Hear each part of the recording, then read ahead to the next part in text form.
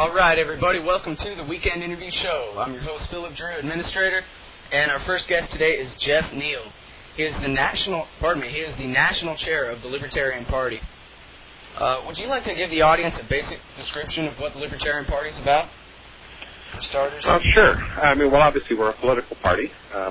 We've been around since 1971. Libertarian Party is dedicated to some pretty simple principles. We believe the role of the government should be as minimal as possible, that its primary functions are defending the rights of individuals, and pretty much beyond that, it ought to just get out of our way. So as a political party, of course, we are dedicated to working within the system as much as possible in order to change the system. We run candidates. We'll probably have somewhere in the range of 1,500 to 2,000 candidates nationwide this year. We've in the 2000 election, the last one of any real consequence, the Libertarian Party received 50% more votes than the Green Party did in all of its races nationwide. In fact, here in Texas, which is where I live, our candidates received over 3 million votes. We had one guy finishing with 857,000 votes in a judicial position race. So there's a lot of people out there who do vote for us, and we're seeking to make that an even bigger number. That's interesting that you say that the Libertarian Party has so many more voters than the Green Party does, and yet they get all the television as compared to the Libertarian Party. Why do you think that is? Well, first off, the number one thing is the Green Party was getting almost no press whatsoever until Ralph Nader came along and lent his name to their cause.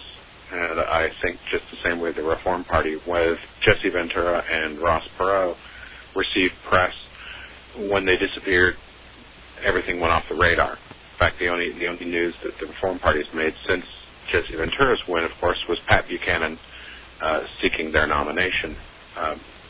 So in politics, I'm afraid to a certain degree, there's a link between name recognition and the willingness of the media to give mention. And I don't think it's any surprise. Anybody who's into music knows they'll cover Michael Jackson and they'll cover Britney Spears, but up-and-coming bands they don't want to take a gamble with.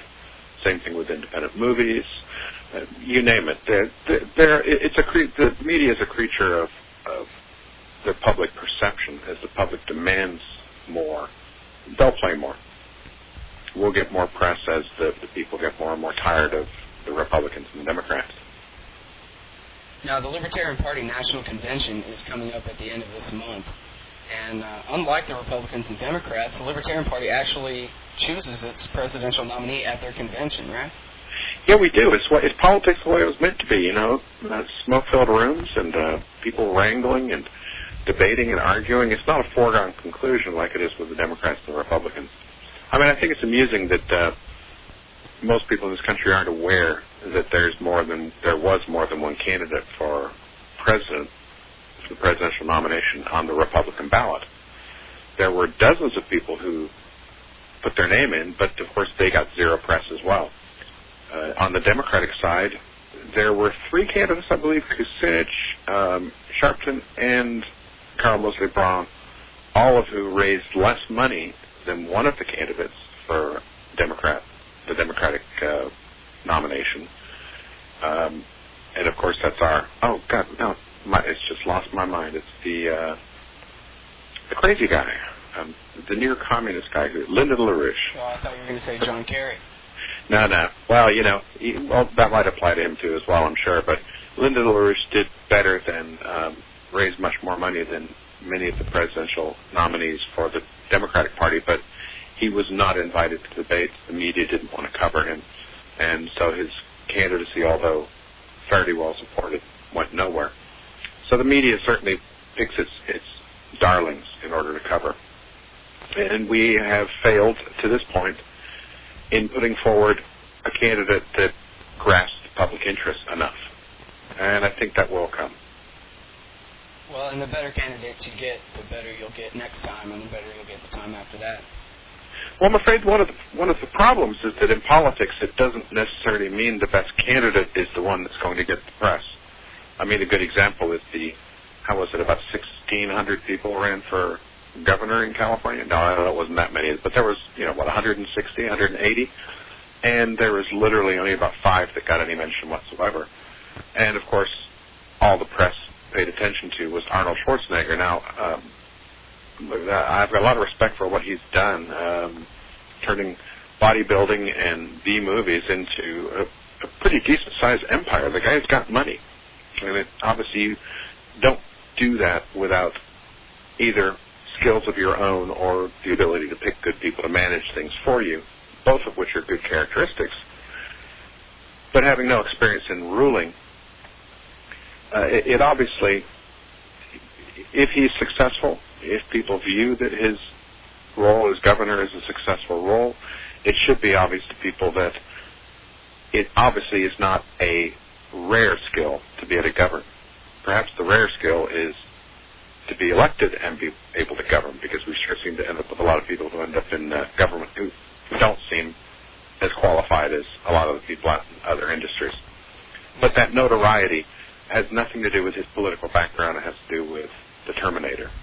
And so him being a viable candidate, name recognition is more important than anything else in the political world. It's a sad statement, really. It says America would rather remember who their candidate is, even if they don't remember what he stands for. Yeah.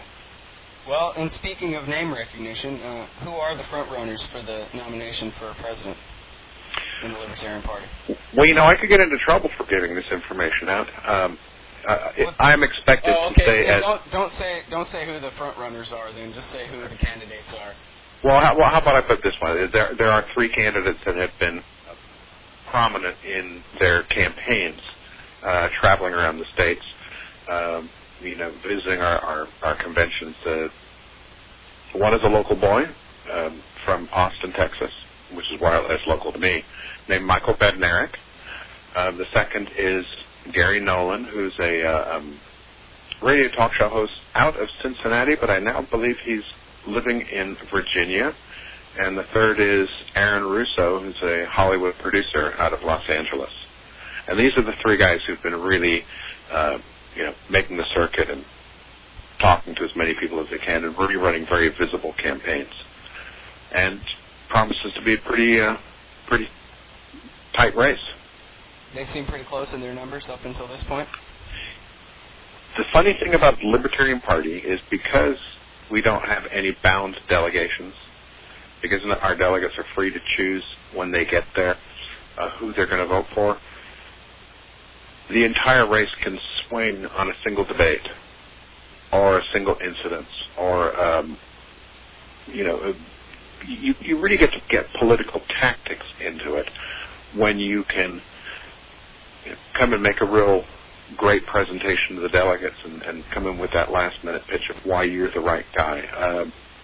It's going to be a tough race, and there's, and a lot of it is for very simple reasons. Aaron Russo is more of the guy who's got he's got more visibility outside of the Libertarian Party and claims to have connections in the Hollywood community. I don't have any reason to dispute him. He's a Hollywood producer he used to manage Manhattan Transfer and Bette Midler. He produced Trading Places, the movie Trading Places, and The Rose, and has done a lot of other things as well, and claims to know a lot of people. I don't dispute it. I mean, if you're in that business, I'm sure you do get to meet a lot of the movers and shakers in the media business. Today, politics is all about media. Gary Nolan is somebody who's been a very long proponent of libertarian ideas, and he's very good at speaking with people. He's great on the radio. He's got a lot of radio presence. He's done that. His notoriety is more from being a radio talk show host, not the shock jock type. He's more of I don't know if you call them upper caliber, but he doesn't do embarrassing things. Very intelligent guy. And Michael Bednarik is a constitutional scholar, somebody who probably understands the Constitution better than about, I'd say, 99% of Congress. Understands the role that the Constitution does play, what the government's role is supposed to be, and his goal has been to get out there and teach people that we've been lied to about what the Constitution really means, that we have rights that we're not even aware of. 3 totally different perspectives these guys come from. three totally different styles, and that makes it difficult. If you're just dealing with two people that are right on the same page on every single thing, well, maybe go with the guy who dresses better. But this one is certainly a matter of totally different perspectives. It's going to be an interesting race. Well, and if Michael Badnarik gets the nomination, he might not be on the ballot in his own home state of Texas. Isn't that right? Well, I mean, if we don't gain ballot access here, that would be true. But it would, given that, it wouldn't matter who it was. If we don't get ballot access here in Texas, we're going to be in a severe disadvantage. And why don't you have access to the ballot? Weren't you on the ballot last time? We were last time. Texas rules are pretty interesting. If you can win a race, and the threshold, in order to stay on the ballot, you need to get 5% in a statewide race. And since 1986, we've done that. In 2002, the landscape changed significantly. The Green Party decided to run somebody in almost every race, and the Democrats decided to as well. I guess it was pretty much of a last-ditch effort to make sure the Republicans didn't take over every single statewide race, but unfortunately it failed. The Republicans did retain just about, I think they did retain every single one, didn't they? Yeah. Of the statewide races. It's pretty much a one-party state again. It just switched which party it is. Well, and the other thing is that historically, there have always been a lot of races that are not hotly contested. I mean, and a good example is that we're only running two judicial candidates this time, and neither of them have opposition from the Greens or the Democrats. It's only a Republican. Now, in those situations, we're guaranteed to get 5% because there's always people who vote against the Republicans, no matter who it is. So we have, and in 2000, in one of those races, we got almost 19% running against, our candidate running against Al Gonzalez. In the last election, we have nothing but four-way races we were running in. And we still managed to get close to 4.2 in one of the four races, but it's not enough. Well, and it was a midterm election, which generates a lot less interest from the people. Oh, there's no doubt. There's no doubt of that. I mean, it generates a lot less traffic at the polls. You tend to get the party stalwarts going more. The number of swing votes does reduce in an off-year election. There's no doubt about that. But even so, if we'd had a full slate of judicial candidates, we would have gotten ballot access because there were three-way races that we would have gotten. The number that the Greens pulled in, tied with the Libertarians, would have been enough to stick us over the top, but we didn't, and that's politics. That's the way it goes. So now we have to get 45,000 ballot signatures, and I believe we've got about another 2 weeks to do it. I believe we're north of 50,000 right now, but there's a fairly high error rate in petitioning in Texas, and one of the reasons is we're now the only state in the country with what's called a primary screen-out rule, where you cannot sign a party petition to get them on the general ballot if you participated in a primary. And you can't start getting petitions until after the primaries are over, right? That's right. It's a 75-day window, which in most electioneering terms is very short. Wait, hang on one second, Jeff. Let's put this in absolute perspective for people far away who need to, understand exactly what we're talking about here. In the state of Texas, you have how long to get your signatures? You have 75 days to collect. And you have to get how many? We have to get 1% of the number of votes cast in the last gubernatorial election. So there were 4.5 million, so we have to get 45,000. Now that doesn't sound to be too... Get anybody who voted in the primaries, and you can't start until after the primaries are over. That's right. You automatically exclude the people who voted in the primary. And in a presidential year, the number of people who participate in the primary is pretty high. So, if you've got a 50% turnout for the primary vote, that means that we have to get our numbers from the 50% who didn't participate. Now, the other thing, of course, is somebody might say, well, that doesn't sound too tough. That's 1 in 50. But first off, those 50% that didn't vote are the ones least inclined to participate in the process at all. I think that makes sense to you, doesn't it? Sure. Additionally, you do run into people who will say, no, I don't want to do that because I don't want any vote to be cast against my guy. So, you have to go out and ask people, of course. If you tie that in with the fact that we have to find places where we can petition, 20 years ago, shopping centers said, sure, no problem, we're in favor of the political process. Today, it's very difficult to do any petitioning on private property because of liability cases. They don't want to touch it. So you're reduced to picking places where you can petition. We're not allowed to petition at places like University of Texas unless we're a student group, which, of course, that makes it a little difficult. You're really reduced to very few places that you can petition. The number of people you can hit is low. If you could hit H-E-Bs or supermarkets of some kind, or going down to the in front of the shopping center, you could hit a lot of people, but we're not able to do that. We literally almost have to walk along the street and stop people. In today's car culture, that means the number of people you're going to find is relatively low. Of course, you can go door to door and hope their people are home. You can imagine the yield on that. And if you tie the whole thing in also with the fact that we have to read a 73-word statement to the person who's signing, that basically recounts the law, but also says some things that are patently untrue. It tells them that they cannot participate in the primary. Well, of course they can't. The primary's already over. But it gets a lot of people the idea that they cannot participate in the next one. So it's difficult. Well, tie that all together, it makes the Democrats and the Republicans have done a really good job of making it almost impossible for anybody to run against them in this state.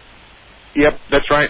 But on the other standpoint, we haven't yet challenged it in court, and I believe we have a very strong case to challenge it in court. Sounds like it to me.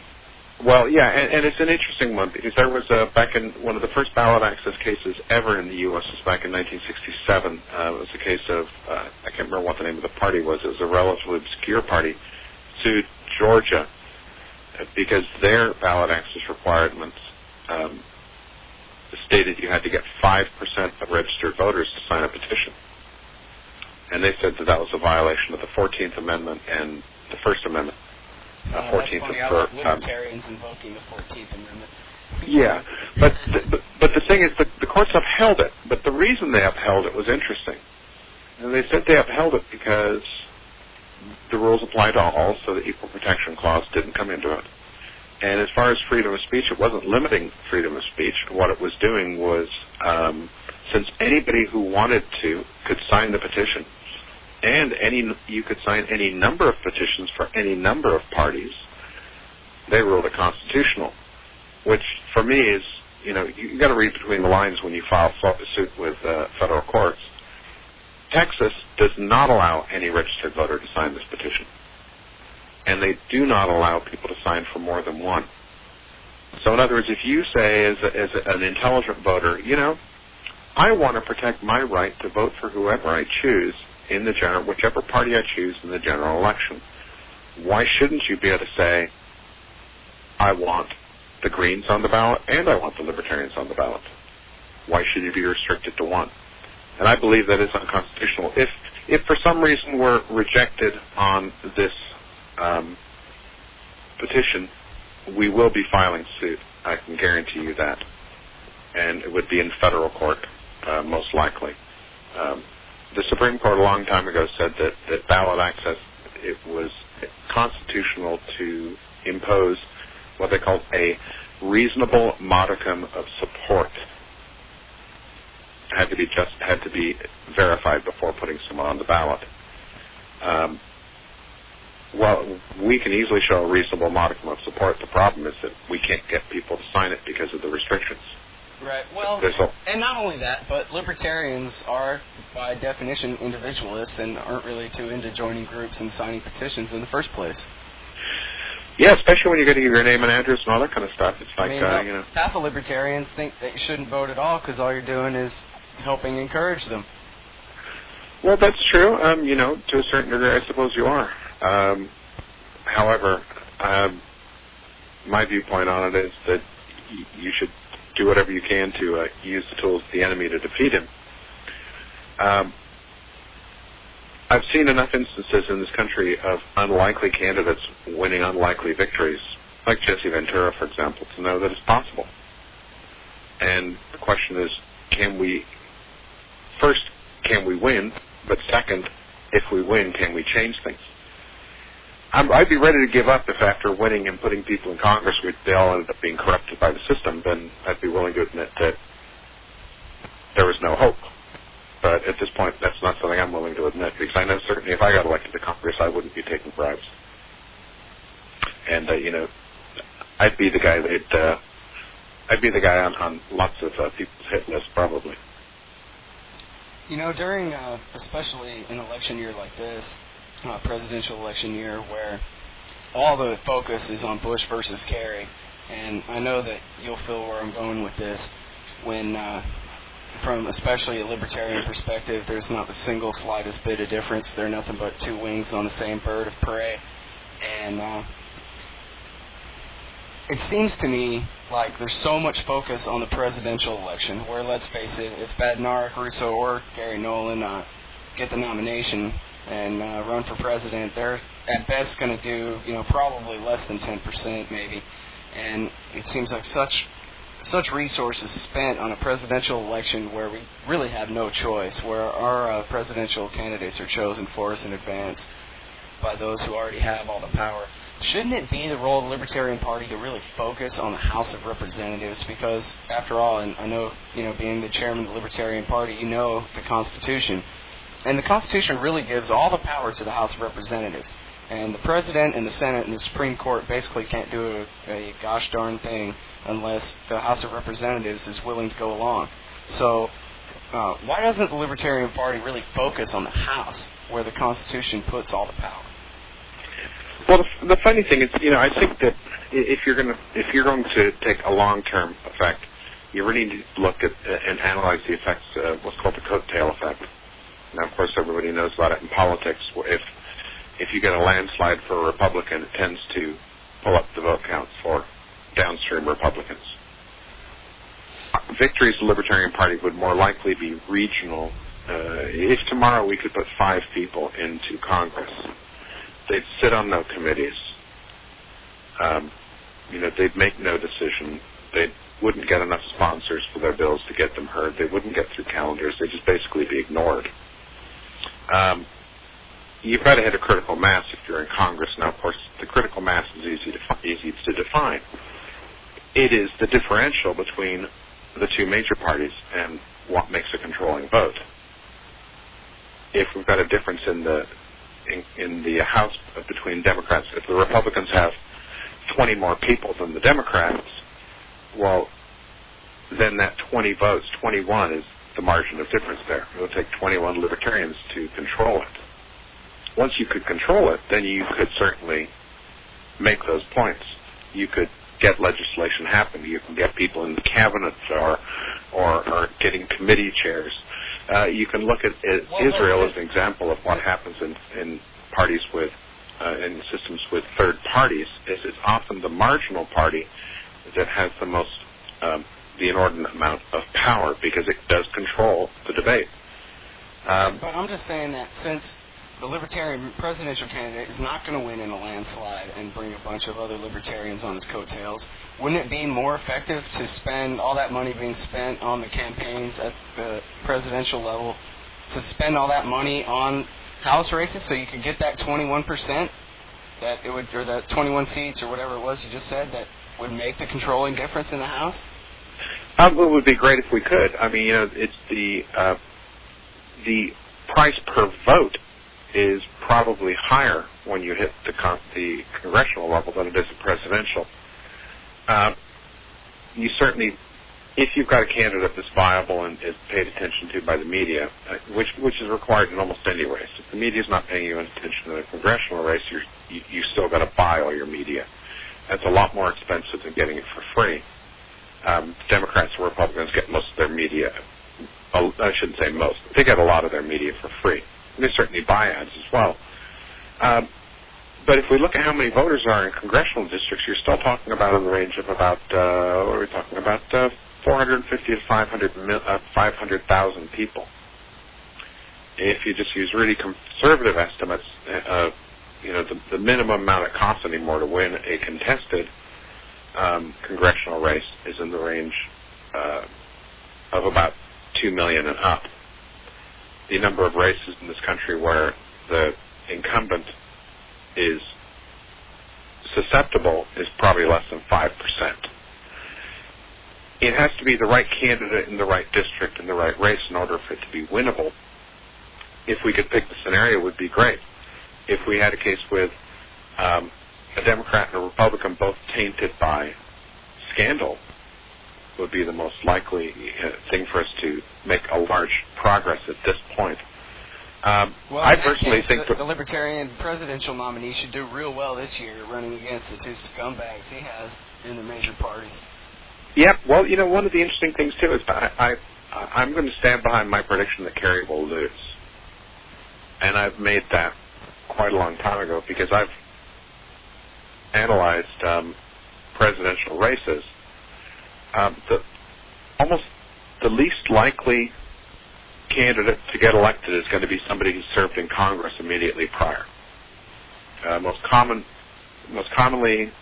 it's vice presidents that are elected president. Second after that is governors. And even after that is military people. And there's a real simple reason.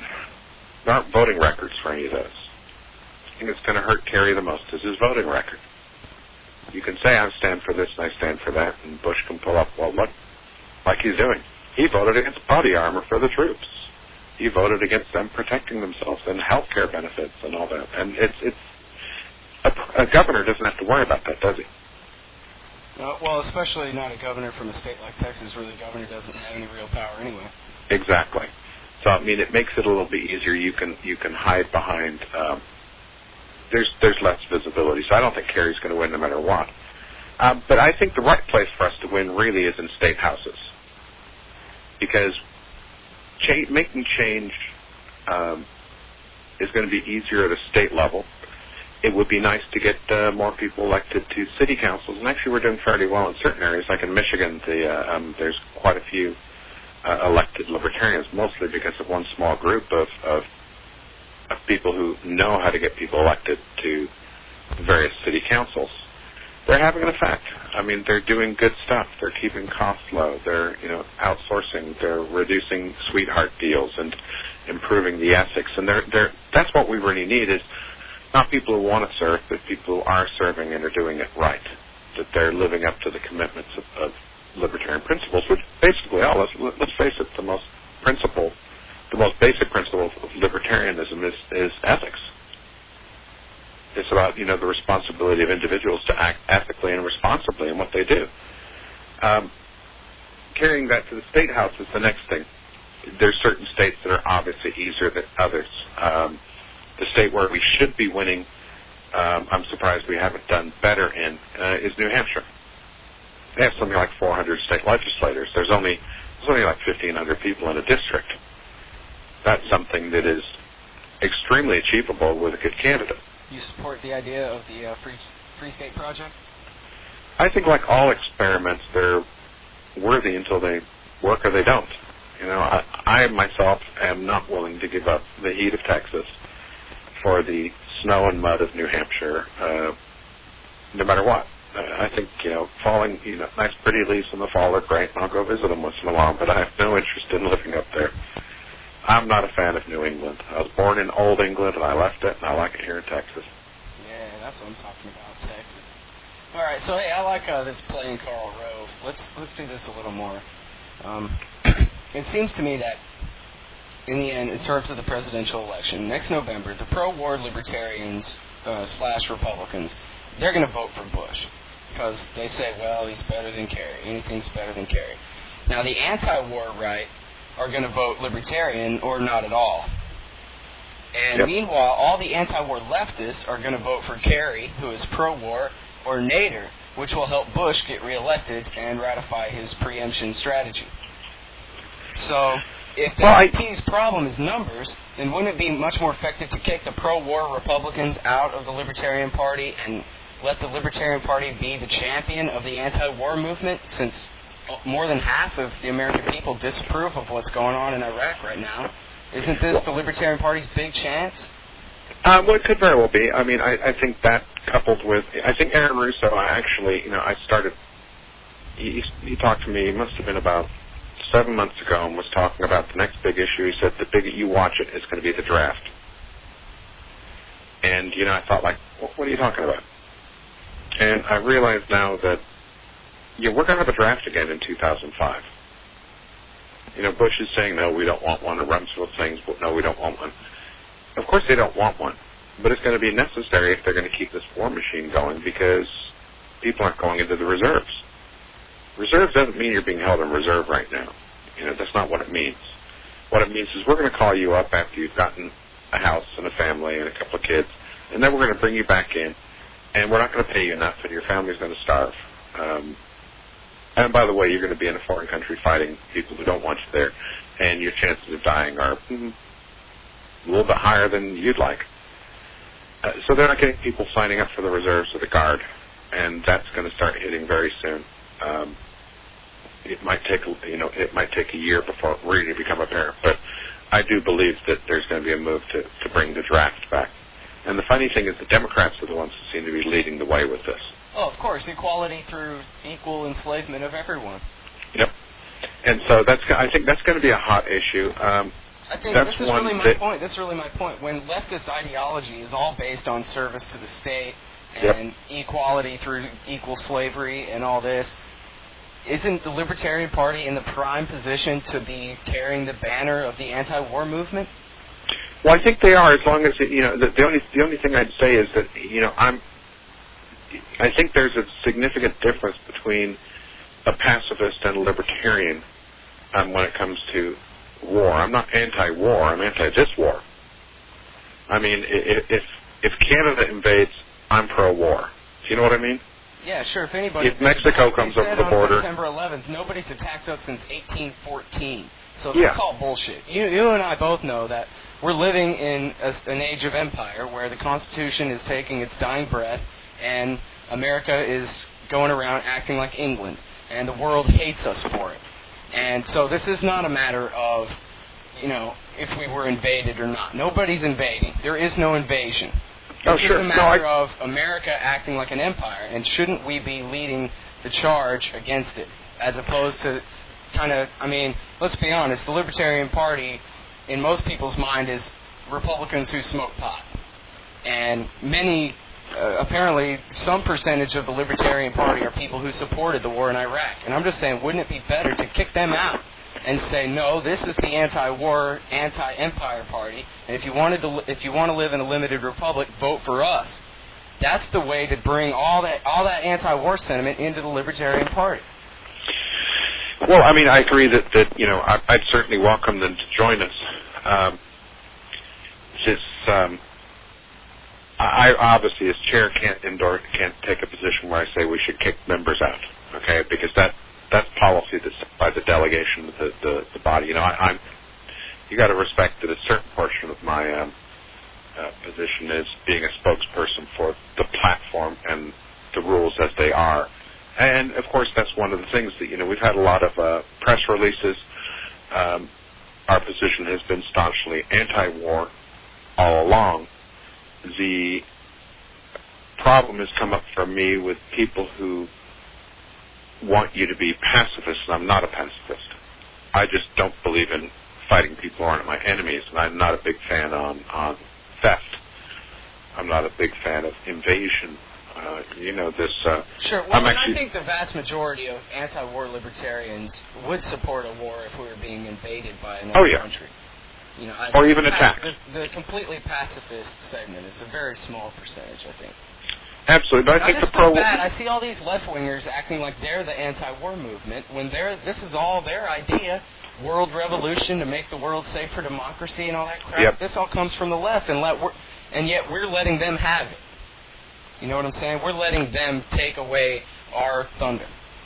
Well, I'm one of those people that thinks that the fact that Saddam Hussein got his ass kicked is absolutely fantastic. I just oppose the fact that it's our government that did it. I think that, I would have been perfectly happy to have the Iraqi people themselves have done it. Or if Iran had invaded Iraq, I would have said, well, there goes Saddam. That's what you get. My opposition is that we have no role there. We have no position and no justification to going and attacking anybody else, in my opinion. One of the things that bothers me the most is when a president or a politician says that our job is to protect American interests. Well, I mean, you can sway that any way you want, of course. But that's like saying a guy who's stalking his girlfriend, it's in his interest to do so because he wants her. Yeah, that's a nice analogy. George Senior reduced it to our values. We must intervene overseas when our values are threatened. All those libertarian Jeffersonian values they have in Kuwait? Yep. Oh, I know. I'm afraid that my foreign policy would be quite different. Like I said, my first stance, I wouldn't even pull out of the UN because I don't believe in world government. I pull out of the UN because I don't believe that body should allow any dictator to sit on it and make decisions in a democratic fashion. I find that just absolutely inconsistent. That, Libya has a vote. Well, nobody's got a vote in Libya. When Libya's, the head of the Human Rights Commission for the UN, I just think it has absolutely no credibility. Nobody has a vote in America either. You get to run your little party and everything, but... Yeah, no, okay, but the difference there is that at least there's some lip service played to a voter choice. Now, of course, we both know what Lenin said. Those that vote in a democracy, those that vote decide nothing. Those who count the votes decide everything. And of course, democracy's flaw is the fact that somebody's got to tabulate that. We're seeing now that with the electronic votes, aren't we? We can't verify that those votes are really accurately cast. Yep. They've now created a total. It's a fiction. I mean, nobody has any clue whether or not the votes cast are being tabulated correctly when they're using electronic voting. You as a voter, if you do vote, have no opportunity to verify that your vote was tabulated correctly. And by the way, I'm with you on the United Nations. I was just thinking, that comparison between us and Libya was too good to pass up. Especially now that we're best friends with them again.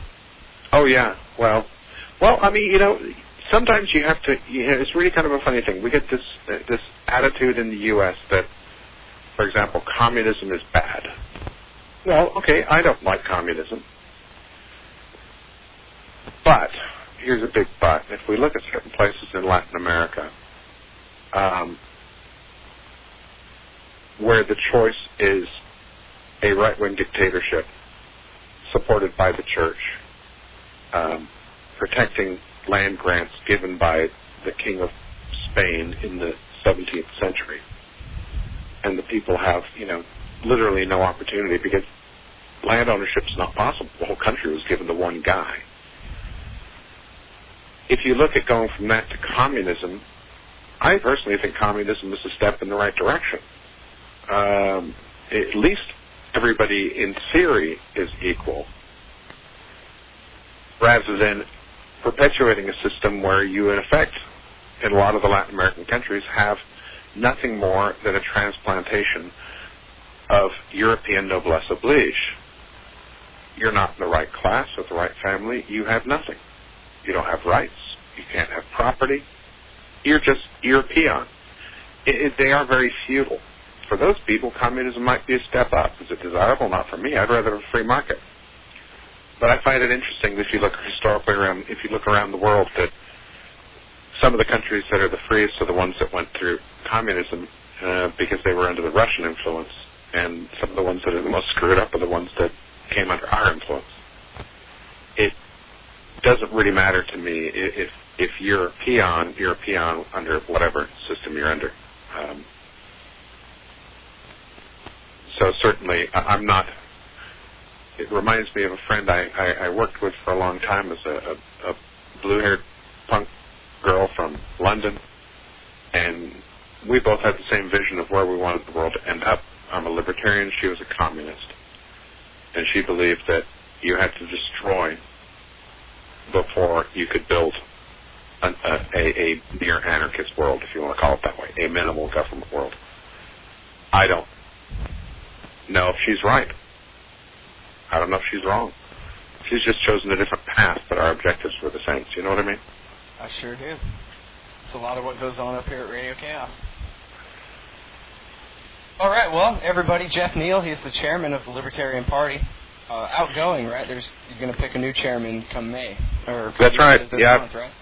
I got, I count the days, I think. Now, what's the date today? Yeah, I've got 3 more weeks. 3 more weeks tomorrow, and they'll be picking a guy to carry on in my stead. Well, let's hope you make the best of them. I read your little column in that Libertarian newsletter. A message from the chair. Thought that was a pretty good way to head out the door. Well, I mean, a lot of times, I think the problem with it, probably people out there in the audience going, well, that guy talks too much, but one of the reasons sound bites work is really simple. Because anything you cannot communicate in a short period of time is unlikely to get communicated well. Sometimes the simpler truths are the easiest ones to transmit.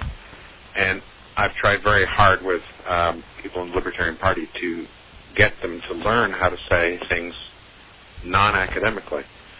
It's just, the intent there is to get people to listen to what you've got to say. I've had people approach me and say, well, I need you to read this book, and then you'll understand what I'm talking about. Well, that's a hell of a sales pitch.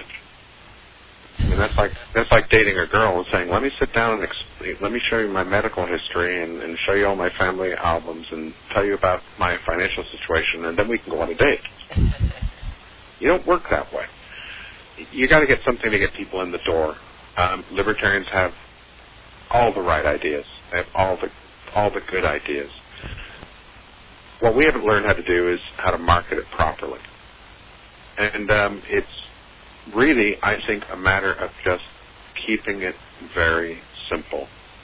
Like I like to tell people is that we believe that you're probably smarter than most of the people in Washington telling you what to do. Makes perfect sense, doesn't it? It does to me. And who better to run your school district than you?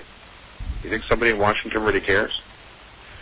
It's a lot of it is just understanding basic. I'm going to sound like an academic.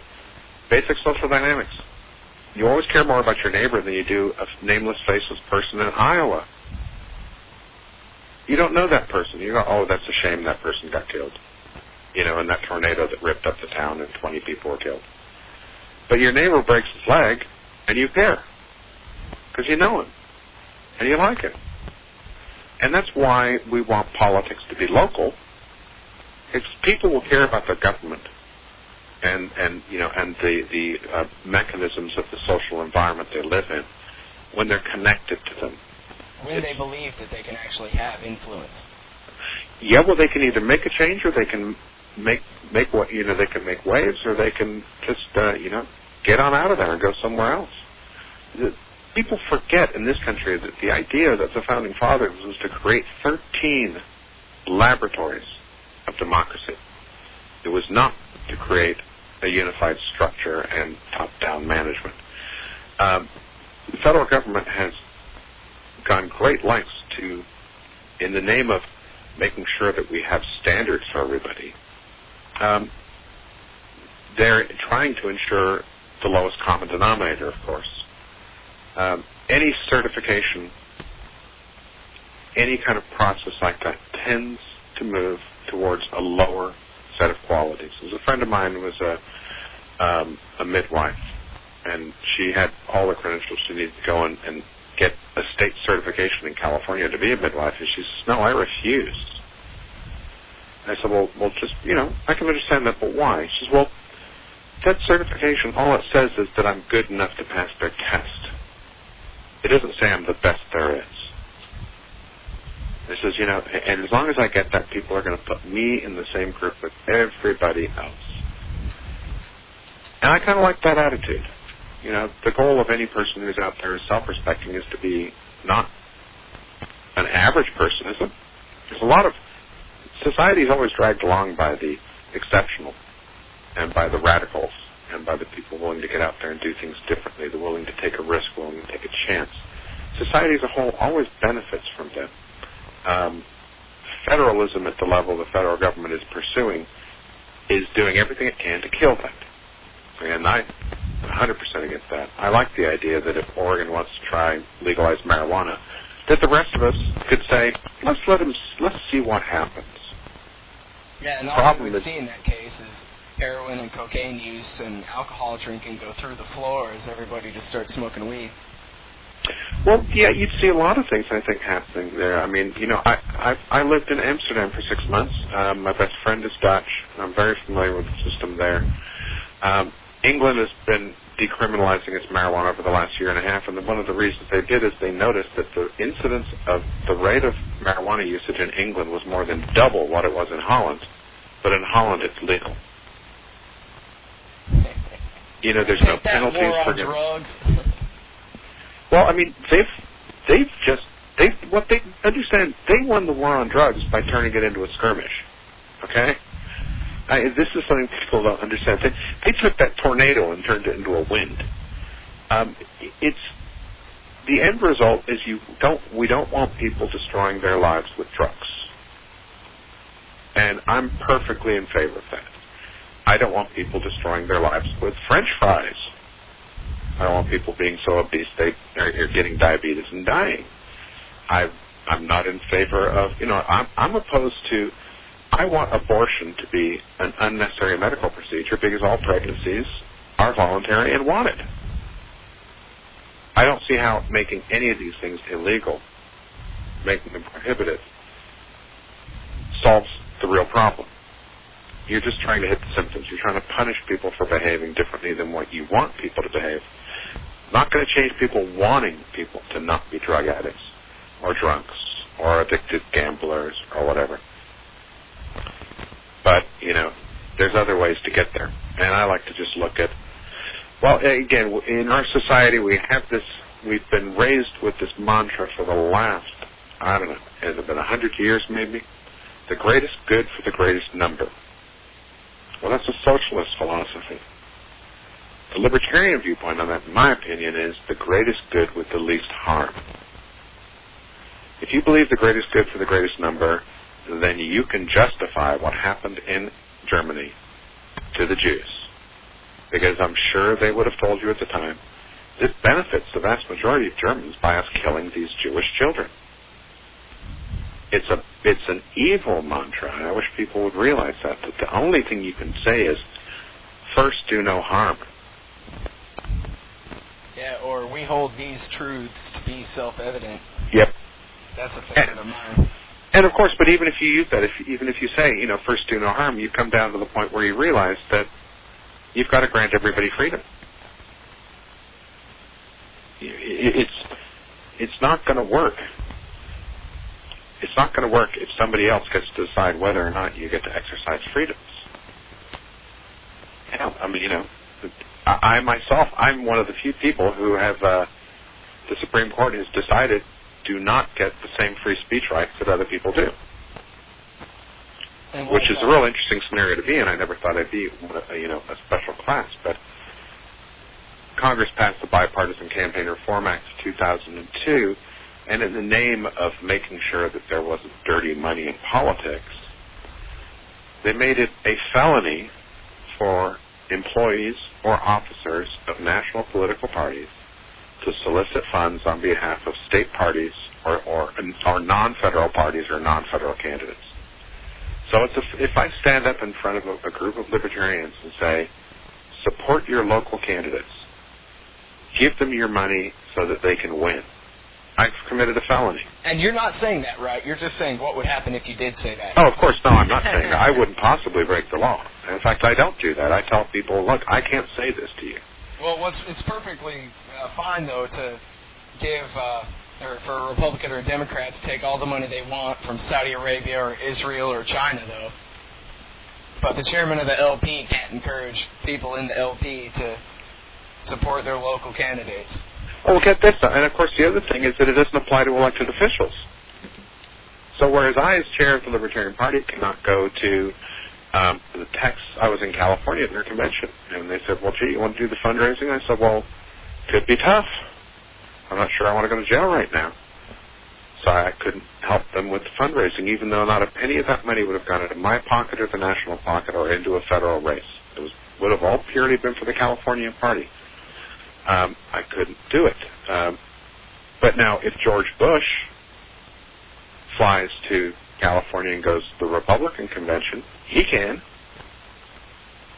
It's only officers of the National Party that cannot.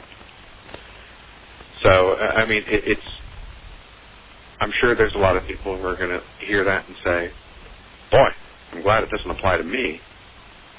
But the scariest thing of all is that the Supreme Court ruled, in a very close decision, it was 5-4, they ruled that this was constitutional because it wasn't in violation of the First Amendment. The First Amendment says, of course, Congress shall pass no law, and so forth and so on, regarding the freedom of speech. They ruled that this was constitutional because it was only restricting the freedom of speech. So, yeah, I get a little bit scared with the way our Supreme Court occasionally rules on stuff. It's funny, too, because when George Bush signed that campaign reform law, he said, well, I know that most of it's unconstitutional, but I'm going to go ahead and sign it and just go ahead and let the Supreme Court strike it down later. And then they didn't. They upheld it all. The funny thing is that the only thing I thought was constitutional was the one thing they upheld. So it obviously shows that I obviously see the law a little bit differently. And that was the restricting, not allowing donations by anybody who's under 18. And I thought that could be constitutionally justified because the Constitution also has a restriction on the voting age. My opinion is that it would be constitutional, not saying I'm in favor of it, but it would have been constitutional to state that only people eligible to vote can donate to political parties. And that would have been something that would have been constitutional and would have cut all the corporate money out of the deal. Problem is what Congress did was they said any money given from a corporation to a political party or candidate for any reason whatsoever is a donation. So let me give you the simplest example of how stupid this is. We have a national office in the Watergate building in D.C. We like being in a great neighborhood. We're right next door to Monica Lewinsky's lawyer. If somebody breaks into our office and steals a couple of computers, we, of course, are insured. We go to the insurance company and we say, oh, we had a claim. We need to get you to pay us for the computers that were stolen. They write a check to us. We cannot take it. It's illegal. That's the way Congress wrote the law. Now, of course, the FEC is having to backpedal on some of this and say, oh, wait a minute, that's stupid. You can't do that. If you own a building and you own a 10-story building, but you're only using 8 of the floors, you decide to rent 2 of them out. You couldn't rent them out. Somebody could donate you a truck. Here's my father died, and here's a $20,000 Ford F-150. I'm giving it to the Libertarian Party. You go, this is really cool. We got a $20,000 donation. We claim that as a donation. We then try to sell it in order to recoup the value. Business couldn't buy it. It would have to come from an individual. Now the individual buys it, sends us a $20,000 check, and we have to claim that as a deduction as a donation as well. So even though we want to receive $20,000 worth of value, because of the way the law is written, we have to claim $40,000 in donations. Man, so you see what I'm getting at. The problem with Congress is really simple. I'll put it as simply as I can. Congress is full of absolute morons that don't understand the real world. Well, and they have absolute power. As long as there's no limits on their jurisdiction, then they're going to do goofy shit. The morning talk show, Bob and Tom, I can't remember which one it is. I like his idea. He said every year we should have a simple system. You take 10 congressmen and 2 senators, put them in a room and say, do your own taxes. If they don't get them right, you execute them. Yeah. And you keep doing that until they get the taxes to where they can do them themselves. But it is amazing these guys don't know what they sign. You know, they don't think of the ramifications. I have a friend who's been living in England for the past year, and he sent me an email the other day talking about it's so much more generally free in England. And I'm thinking, man, they don't even have a First Amendment there. They don't even pretend to have the kind of history of revolution and limited government that we have here in America, and yet my Texan American friend in England is having a hell of a lot better time there. Well, I've lived a lot of my life overseas. I mean, I was born in England. I lived there until I was 8. I spent, like I say, 6 months in Amsterdam, about 8 years living in Germany. It is very different. I've said to people, they said, well, this is the best place in the world to live. And I said, it depends on who you are and what it is you value. Because certainly if you want to start, let's say you live here in Texas, you want to start a bar. Well, you got to go get a liquor license, don't you? And that costs a lot of money. And they decide whether or not you're going to get one. But if you're in Germany, you want to start a bar, you start a bar. Okay, you got to file with the government and tell them get a tax ID and all that so they can collect your taxes. But it's not like you have to ask their permission. And that's the big difference. So certain, if you want to do something like that, it is a lot easier. You can look in much of countries like Germany and France and see that the corporations are not as powerful as they are here in the U.S. And a lot of it is because of things like if you have a state that grants licenses to sell liquor regardless of how many locations you have, so it's one price per, you can do the math real quick. You got 100 places. It's a heck of a lot cheaper than the guy who's opening one just for himself. Now, the only way to equalize that, of course, is make it the same for everyone, or make it per unit, or just make it, you don't need a license. Yeah, or the license is... I hate to cut you off here, Mr. Neal, but we're out of time. Do you have any No, not a problem. It's been good talking with you. Do you have any closing comments, last-minute sound bites you'd like to get out before I cut you off here? Yeah, it's time to kick Democrats or Republicans out of office and get some people in that really care about America. How's that? Yeah, that's exactly what I'm talking about. Everybody, Geoff Neale, he's the national chairman of the Libertarian Party.